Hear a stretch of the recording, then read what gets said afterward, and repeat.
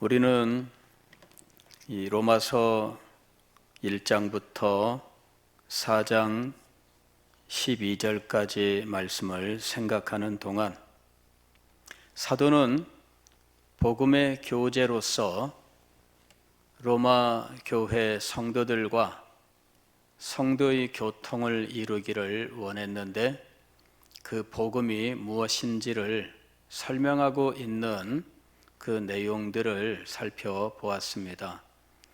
사도는 복음은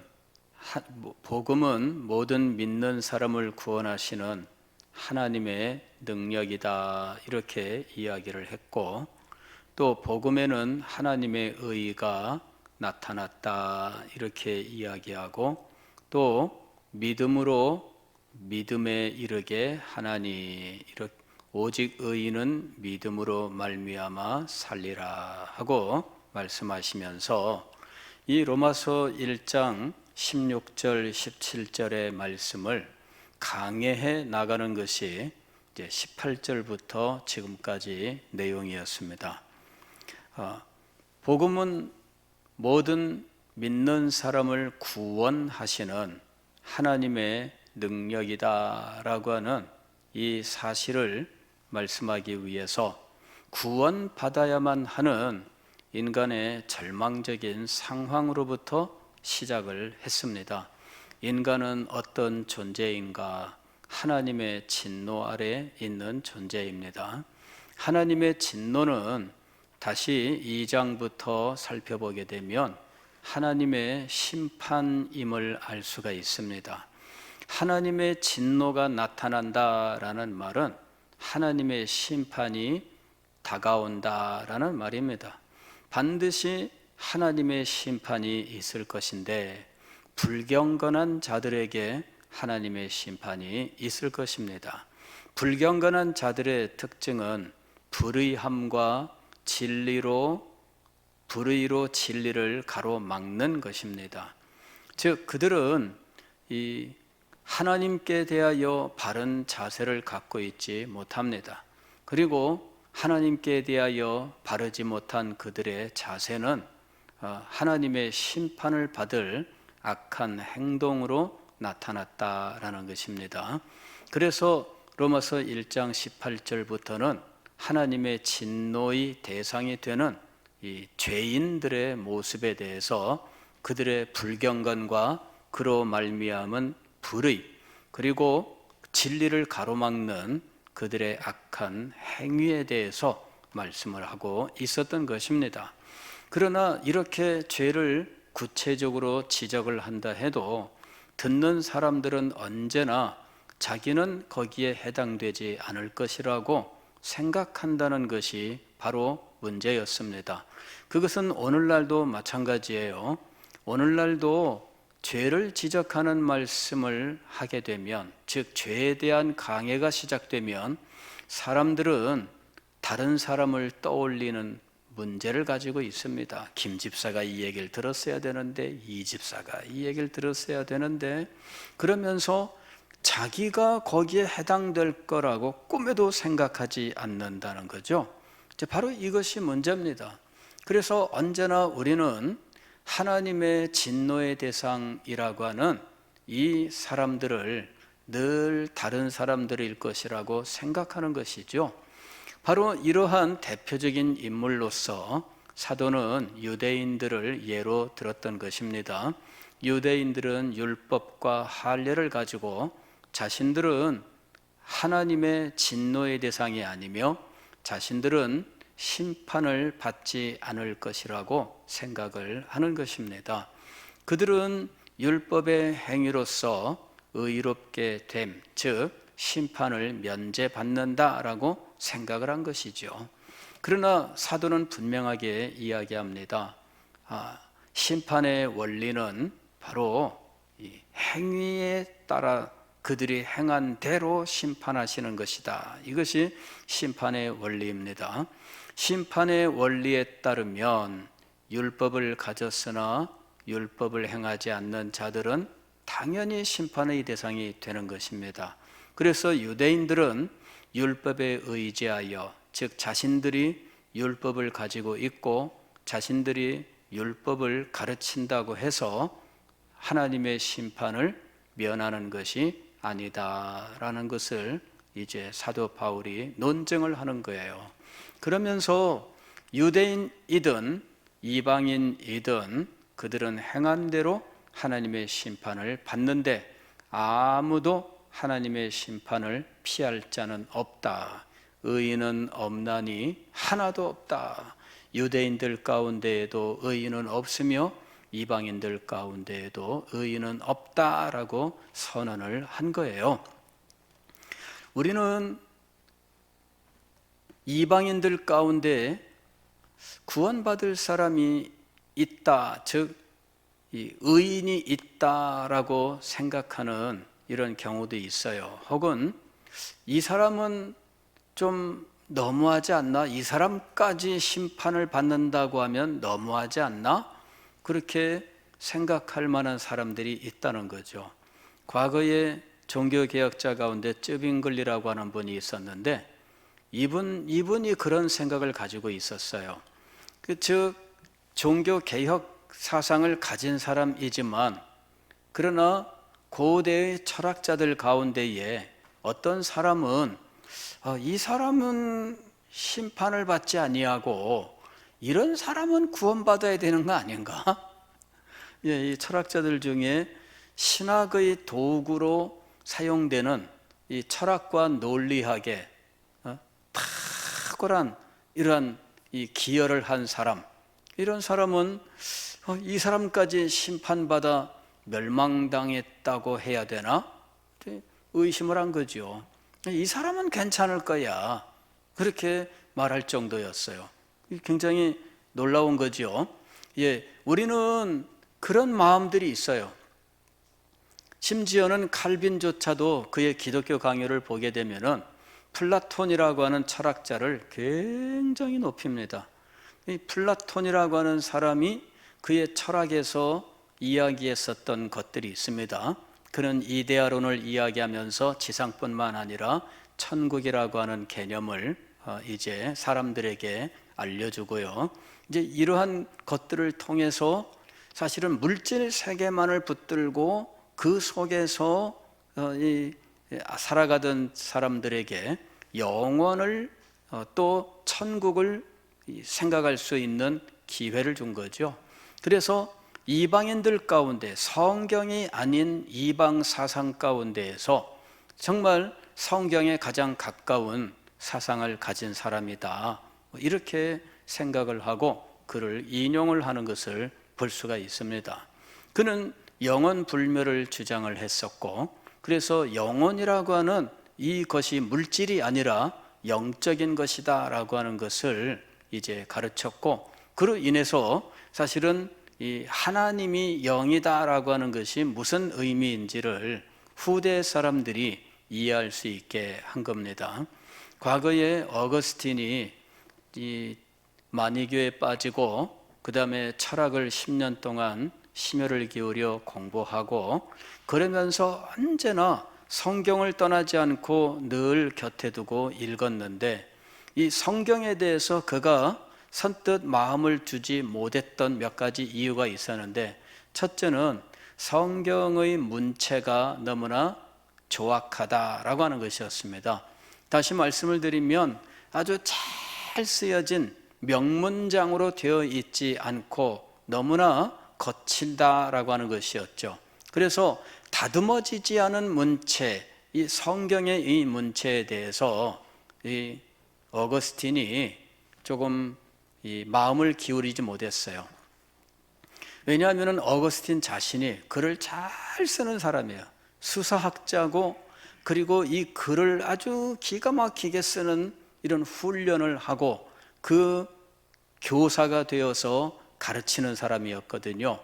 이런 사람 입장에서 성경을 읽을 때마다 문법은 왜 이래? 이 성경 이게 문장 이 사람들의 문장은요, 단어 위치에 따라서 그 음절의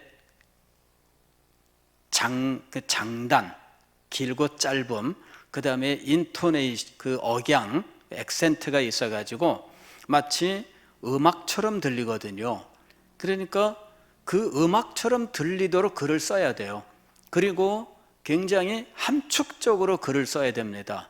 뭐 길게 설명하는 것이 아니라 그냥 단어 하나로 그냥 어떤 사상을 전달한다든지 뭐 이런 거예요. 그러니까 이제 그런 그 훈련된 입장에서 보면 성경의 문체는 너무나 좀 이 초딩스럽다 이제 이런 거죠. 예. 그래서 이 어거스틴이 성경을 읽을 때마다 이 사람은 이 성경을 받아들이질 못하는 거예요. 왜? 이거 왜 초등학생이 쓴 것 같아? 이런 생각으로 읽으니까 초등학생이 쓴 글에 엄청난 내용이 담겨 있어도 사실 문체 자체가 초등학생 문체면 선뜻 믿기 어려운 거죠.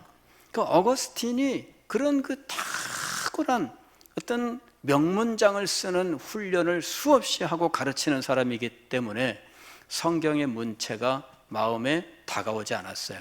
그러니 그런 문체로 담고 있는 내용이 다가오지 않는 거죠.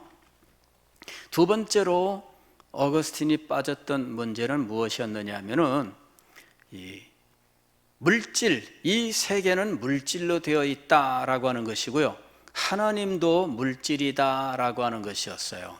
그래서 그는 성경을 읽으면서 영이라고 하는 것을 도무지 이해할 수 없었던 거죠. 이 사람은 영을 무엇이라고 생각했느냐 하면은 물질이라고 생각을 했어요. 인간에게 영혼이 있다 한들 영혼은 이거는 물질이고 이 세상에 영적인 존재가 있다 해도 영적인 존재도 물질이다 이렇게 생각을 한 거죠. 이런 그 사상을 가지고 있기 때문에 그는 성경을 읽으면서 하나님을 실감할 수가 없어요. 영적인 하나님, 아니 영이신 하나님을 도무지 이해할 수가 없었던 것이죠. 물질이라고 영을 물질로 생각하는 입장에서 성경을 읽으면 성경의 이야기들이 전혀 이해가 안 되는 거예요. 그래서 이 사람이 철학에서는 탁월한 성취를 이루었지만 그리고 성경을 떠날 수 없어서 성경을 읽기는 읽었지만 그러나 성경에서 아무런 것도 얻지를 못합니다. 읽으면 읽을수록 이상하게만 보였다 하는 거죠. 언제 이 사람의 생각이 깨어지는가? 이 플라톤주의자들을 만나면서부터예요. 이 사람이 로마를 거쳐서 밀라노에 갔는데 이 밀라노에서 밀라노시가 운영하는 이 수학 학교에 이제 교수로 가게 돼요. 근데 그곳에서 플라톤주의자들을 만나게 됩니다. 근데 이 플라톤주의자들은 플라톤의 철학 중에서 이 영적인 이런 부분들을 이제 받아들이고 이것을 발전시킨 사람들이에요. 즉 신플라톤주의라고 부르는 철학 사상입니다.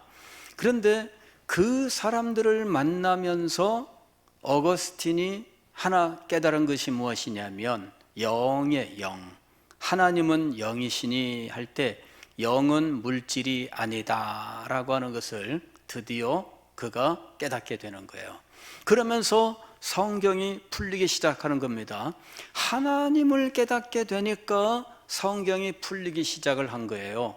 그리고 그가 이제 암브로시우스의 설교를 들으면서 또 암브로시우스를 찾아가서 질문하고 대답을 듣고 가르침을 받으면서 또 힘을 기울여서 사도 바울의 서신서를 읽으면서 복음의 전모를 깨닫게 되는 거예요.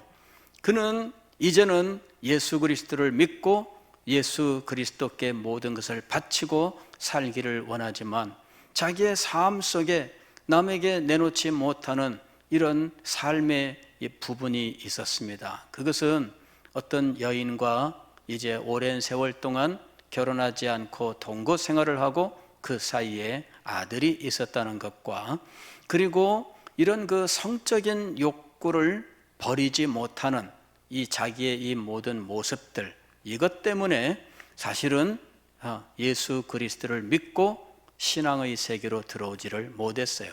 이걸 못 버리기 때문에. 그러나 하나님께서 그를 은혜로 부르시는 결정적인 순간을 맞이합니다.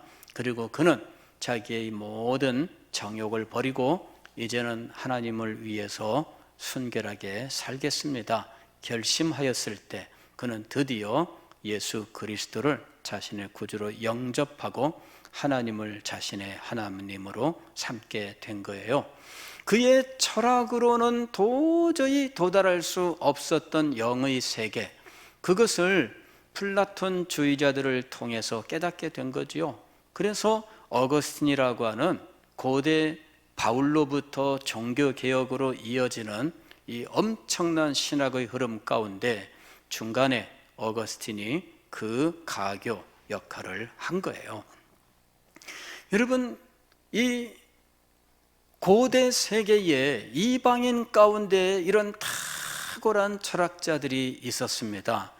그런 사람들이 멸망당한다, 하나님의 심판을 받아 죽는, 영원히 멸망당한다, 이 사실을 이런 종교개혁자들조차도 함부로 주장하지 못할 그런 정도의 일들이 있었다는 거예요. 신기하죠? 예, 저도 신기해요. 어떻게 예수 그리스도를 믿지 않는 사람이 하나님의 심판을 받지 않고 구원을 받을 수 있을까? 그렇게 생각할 만큼 그들의 그 역할이 엄청났던 건 사실이에요. 그런데 오늘 우리가 로마서를 읽어보게 되면 의인은 없나니 하나도 없으며 심판의 원리는 행한 대로입니다.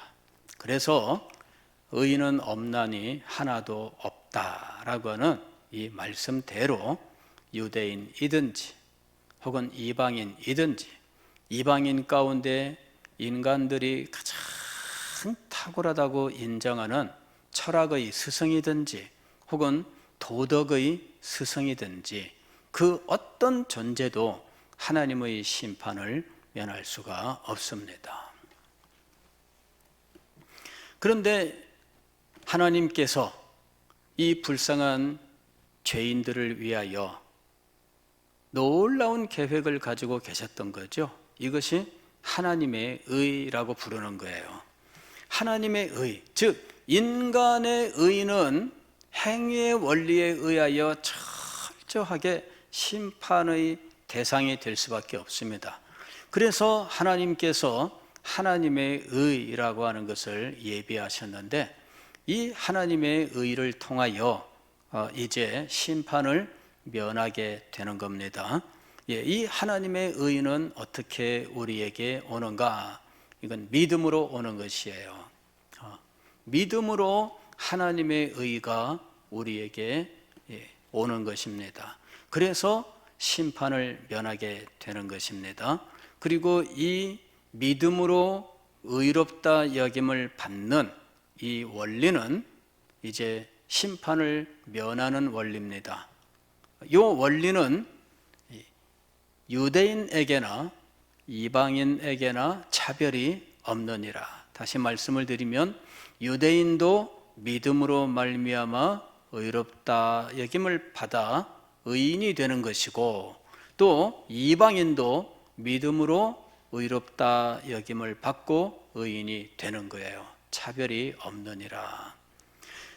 사도는 4장에 들어와서 그 예로서 아브라함을 지금 예로 들고 있는 거예요. 1절부터 12절까지는 아브라함은 모든 믿음으로 말미암아 의롭다 여김을 받는 모범이다 이렇게 얘기를 해요.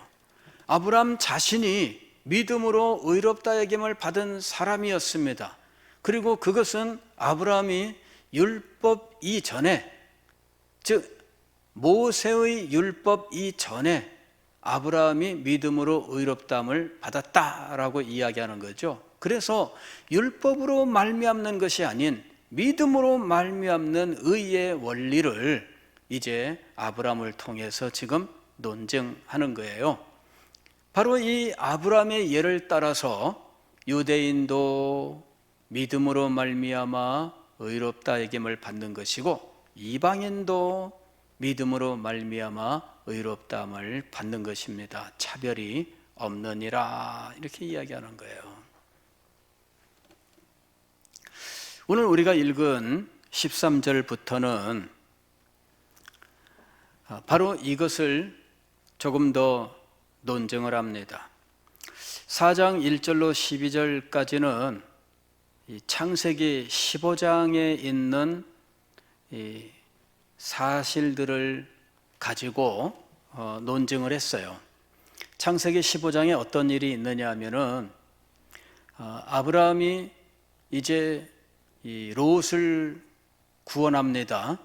이 소돔과 고모라 성이 이 유브라테스 강 유역의 연합군에 의해서 이제 약탈을 당하고 롯이 붙잡혀가게 됩니다. 그럴 때 아브라함이 자기 집안에 있는 이 청년들을 모아서 군대로 조직하여 쫓아가죠.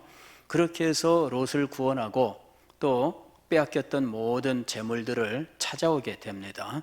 그리고 롯은 이제 롯대로 이제 가는 거죠. 그런데 아브라함이 이제 상당히 마음이 안 좋았어요. 롯이 자기 곁을 떠나갔고 그리고 소돔에 정착하고 그곳에서 어려운 일을 겪고 그를 구원하여 주었지만 롯은 여전히 떠나갔고 자기는 여전히 홀로 있는 거예요. 그럴 때 하나님께서 나타나셔서 아브라함아 내가 너의 상급이다 이렇게 이야기합니다. 즉 내가 너에게 상급을 주겠다 이렇게 말씀하시는 거죠. 그러니 아브라함이 하나님 상급을 주시려거든 주신다고 하시는데 뭐 상급을 주신들 뭐 대단한 걸 주시겠습니까? 저는 아들이 없습니다. 이제 이렇게 얘기한 거죠. 그 말은 뭐냐면은 상급을 주시려면 아들을 주십시오. 후사를 주십시오. 이 말입니다. 그랬더니 하나님께서 하늘의 별을 가리키시면서 내 후손이 하늘의 별과 같이 많아질 것이다 라고 말씀하셔요. 그랬더니 아브라함이 그 말씀을 믿었어요.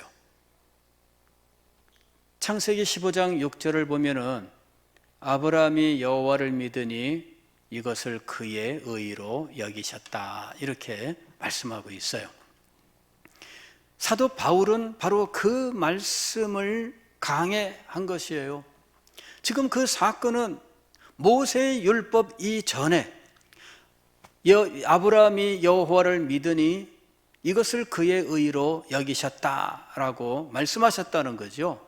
그래서 율법 이전에 믿음으로 의롭다 하는 이 일을 아브라함이 이미 겪었고 이것은 그 후에 오는 모든 유대인들이나 모든 이방인들에게 믿음으로 의롭다함을 얻는 이 원리 이것을 우리들에게 모범으로 보여주고 있는 것이다 이렇게 이제 설명을 한 거예요. 그러면서 지금 13절부터는 창세기 17장을 이제 강해하고 있는 겁니다. 창세기 17장을 보게 되면 아브라함이 99세 때에 하나님께서 그를 찾아오시는 장면이 있습니다. 그리고 하나님께서 아브라함에게 뭐라고 말씀하시느냐 하면은 내 언약을 너와 나 사이에 두어 너로 번성하게 하리라. 너로 번성하게 하리라. 이 번성하게 한다가 재산에 대한 것이 아니라 후손에 대한 것임은 그 뒤에 나오는 말씀으로 알 수가 있습니다. 너는 여러 민족의 아버지가 되리라. 그러시면서 이름을 개명시킵니다. 아브람에서 아브라함 이렇게 이름을 바꿔주셔요. 아브람 하게 되면 어떤 의미냐면은 고귀한 아버지 그 말이에요. 예, 압이라는 이 말이 아버지란 말이에요. 압 이것이 아버지입니다. 예, 그래서 압 그 다음에 람이죠. 그래서 압람 아브라함입니다. 그리고 고귀한 아버지란 뜻이에요. 그런데 아브라함 이렇게 이 말은 아버지입니다. 근데 아버지는 아버지인데 어떤 아버지냐? 많은 무리의 아버지. 이름을 바꾼 거예요. 그러니까 아브라함은 이름은 아버지인데 사실은 자녀가 없었죠. 예. 창세기 15장에 그 하늘의 별과 같은 후손의 약속을 받은 후에 아브라함은 하갈을 첩으로 취하여 이스마엘을 낳아요. 그러나 이스마엘은 하나님이 약속하신 하늘의 뭇별을 이루는 후손이 아닙니다. 그래서 아버지라는 이름을 가지고는 있지만 그러나 아버지가 되지는 못했던 사람이었는데 이스마엘을 낳아서 겨우 아버지라고 불리우게 된 거예요. 그렇지만 그는 하나님이 약속하신 자손이 아니었습니다. 그래서 그는 참된 의미의 아버지는 아니었다는 거예요. 그가 진정으로 아버지가 되는 것은 이삭을 낳음으로 이제 진짜 아버지가 되는 거예요. 이름의 아버지라고 하는 그런 명칭을 가지고 있지만 결코 아버지는 되지 못했던 사람이 아브라함이에요. 그런데 아브라함이 99세 때에 아직 이삭을 낳기도 전에 하나님께서 그에게 언약을 세우시는데 15장에서 하늘의 별과 같은 후손의 약속, 이것을 구체적으로 주셨는데 이 하늘의 뭇별들과 같은 후손은 바로 많은 민족 혹은 여러 민족이었다라고 하는 것이 17장에서 구체적으로 드러나는 거예요. 내가 네게서 민족들이 나게 하며 왕들이 네게로부터 나오리라. 여기 민족들은 혈통으로 이야기하게 되면 그냥 오늘날 이스라엘과 아랍 민족들의 조상이란 말이죠. 그런데 사도는 이것을 그렇게 해석하지 않습니다. 오늘날 중동에 가면 아랍 사람들은 자기의 조상을 아브람이라고 이야기를 해요. 이스라엘도 자기의 조상은 아브람이라고 이야기해요. 양자가 다 아브라함이 자기의 조상이라고 이야기하는데 원수예요. 그러나 사도는 여기 여러 민족들을 중동 지방에 아브라함이 우리 조상이다 라고 말하는 이런 여러 민족들이라고 말하지 않습니다. 사도 바울이 말하고 있는 이 여러 민족은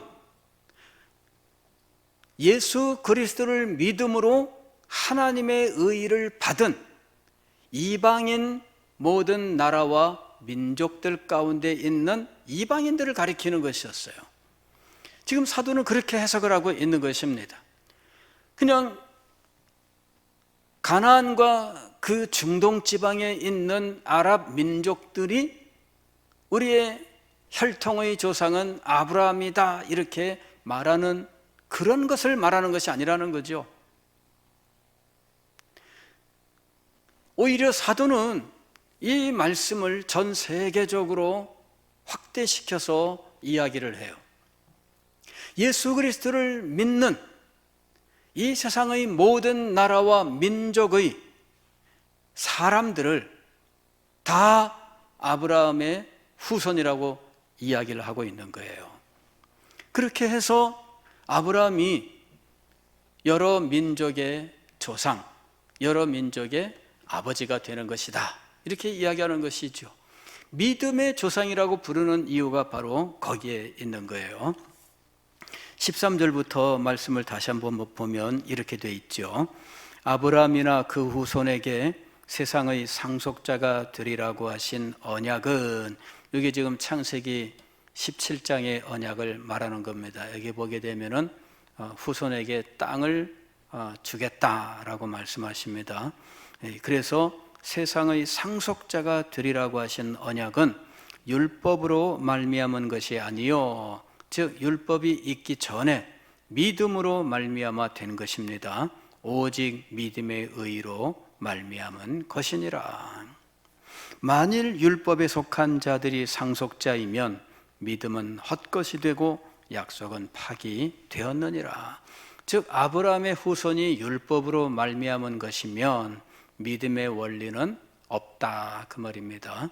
율법이 아니라 믿음의 원리에 의해서 아브라함의 상속자가 되는 겁니다.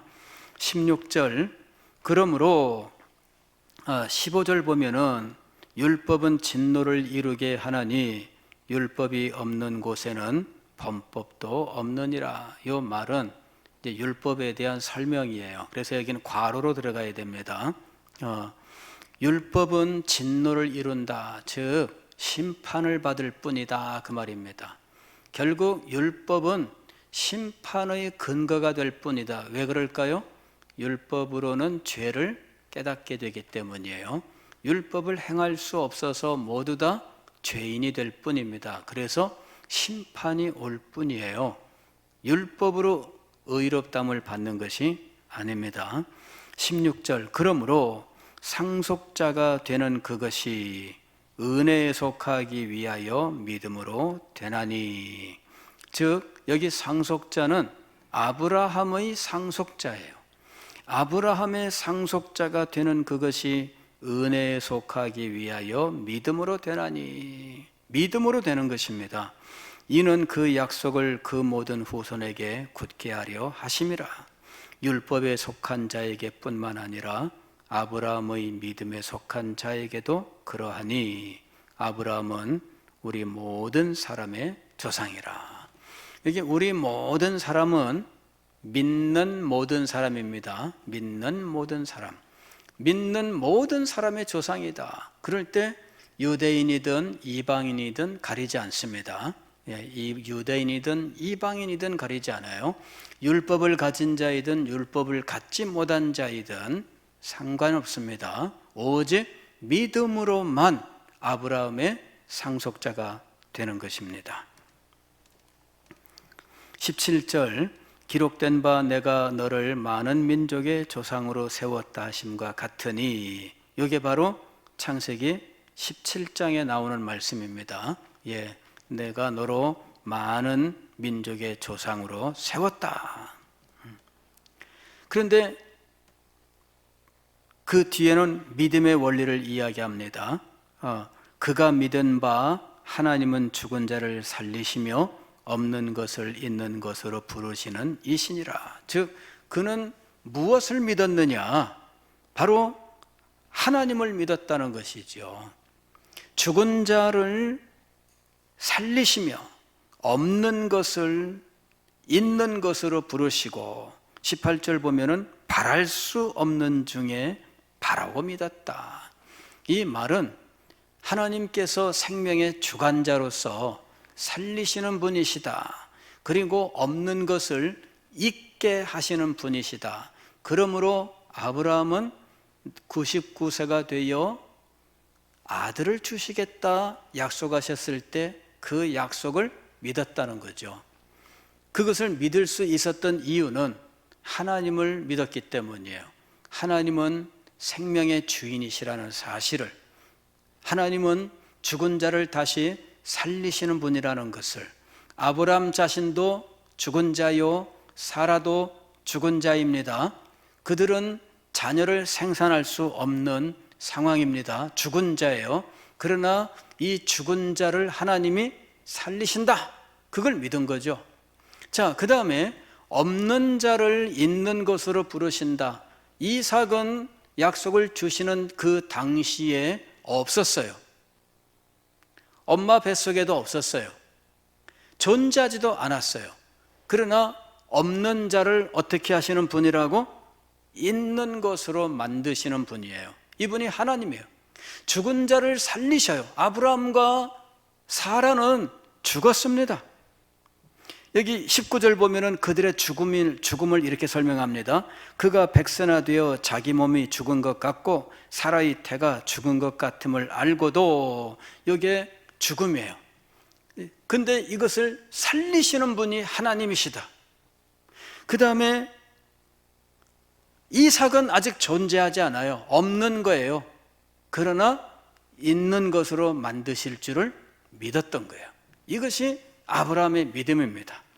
아브라함은 바로 이렇게 하나님의 약속을 믿었습니다. 오히려 확신하고 믿음이 견고하여졌어요. 놀라운 것이죠.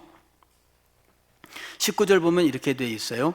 그가 백세나 되어 자기 몸이 죽은 것 같고 사라의 태가 죽은 것 같음을 알고도 믿음이 약하여지지 아니하고, 상황이 그런데도 불구하고 상황 때문에 믿음이 약해지지 않았다.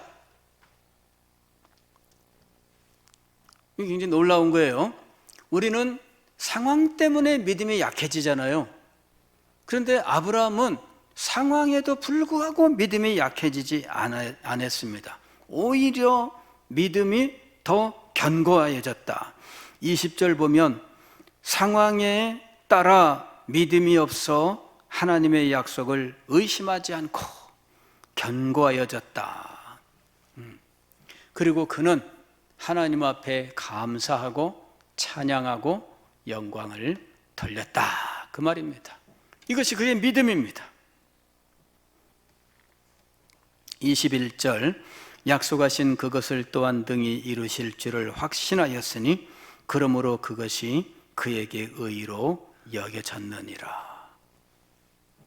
결정적인 것은 23절이에요.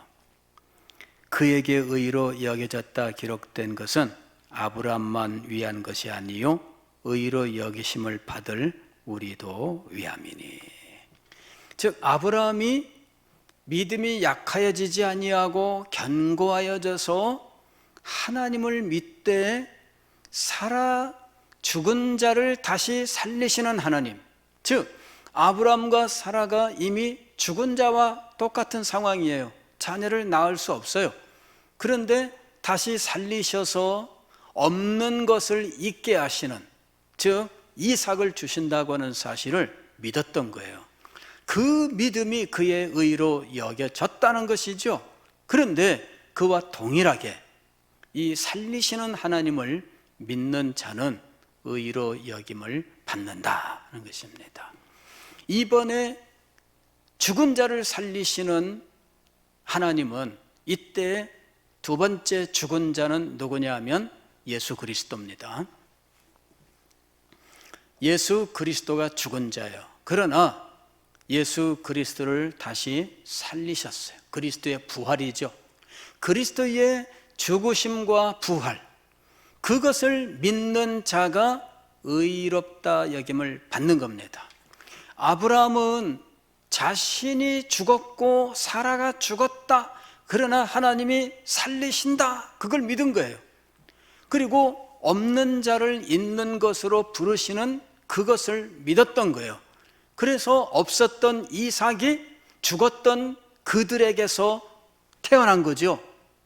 그것이 아브라함의 믿음이었습니다. 그 믿음이 의로 여기심을 받은 겁니다. 마찬가지로 우리들도 죽은 자를 살리시는 하나님을 믿는 믿음으로 의롭다함을 얻는 거예요. 이때 죽은 자 사는 자는 누구냐면 바로 예수 그리스도입니다. 24절 보면 의로 여기심을 받을 우리도 위함이니 곧 예수 우리 주를 죽은 자 가운데서 살리신 이를 믿는 자니라. 놀라운 것입니다. 그리스도의 죽으심과 부활이 갖는 의미는 25절에 나와요. 예수는 우리가 범죄한 것 때문에 내줌이 되고 또한 우리를 의롭다 하시기 위하여 살아나셨느니라. 왜 죽은 자를 살리시는 이라고 하는 것을 믿어야 하느냐? 이게 바로 속죄와 의 때문이에요. 우리가 범죄한 것 때문에 죄값을 치르기 위하여 죽은 자가 된 거예요. 그러나 우리를 의롭다 하시기 위하여 예수 그리스도는 부활하신 겁니다. 그리스도의 죽으심과 부활, 바로 그것이 우리의 믿음의 내용이에요. 그리고 그 믿음으로 말미암아 의롭다함을 얻는데, 이 원리가 이미 아브라함에게 이미 있었던 겁니다. 아브라함에게 이미 하나님께서 나타내셨고 아브라함에게 이미 그 원리를 시행하셨어요. 아브라함도 죽음과 삶의 믿음을 가지고 있었어요.